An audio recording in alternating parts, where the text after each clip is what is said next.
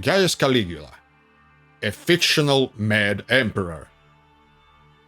Tiberius had two heirs, his grandson Tiberius Gemellus and his relative, basically adopted grandson Gaius, son of a very popular and also very dead general Germanicus.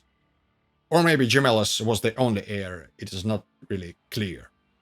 Anyway, the Senate confirmed Gaius as the new emperor, and Gemellus was killed soon afterwards. It is also possible that Gaius wasn't really approved by the Senate, but in fact he was appointed the emperor by his horse, because horses had a lot of political power in Rome. Or so we're told. And now we're coming back to the concept of the Principate and this, monarchy. While indeed it was a monarchy, it is wrong to assume that it was the same type of monarchy we saw in the more or less modern or relatively modern times. Gaius was confirmed and probably elected by the Senate because it is de facto the elective monarchy we're talking about.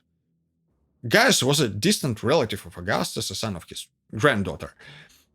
A natural grandson of Tiberius was passed over. What was the election process? What factions in the Senate supported Gaius? And what is more interesting, how Claudius, the successor of Gaius, was promoted 4 years later? We don't know. And who's gonna explain it to us? Cassius Dio, who was born more than a century later. Anyway, Gaius Julius Caesar. That was the name of the new emperor. But after centuries of slandering, he is usually known under his childhood nickname, Caligula. Gaius was very young, he was 24. Everyone seemed to like him, crowd called him our star, and actually he started his reign really well, especially in the eyes of the Senate.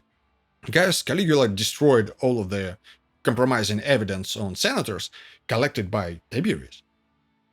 Which quite probably was one of the conditions for senatorial support. Later, it turned out that no, he destroyed nothing, only copies. It is hard to say exactly what happened next because all of the sources on Gaius Caligula are incredibly biased. They exaggerate everything and they clearly invent wild stories.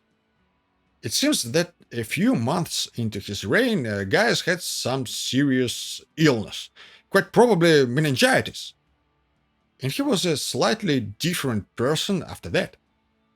I don't think we should believe stories about the mad emperor, but in this particular case, it is quite possible that over time his behavior became erratic and his condition was getting worse and worse.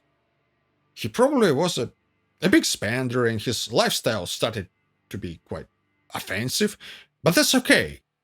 What wasn't okay is the fact that he was looking for conspiracies and started torturing and killing senators. As a result, he completely alienated the Senate.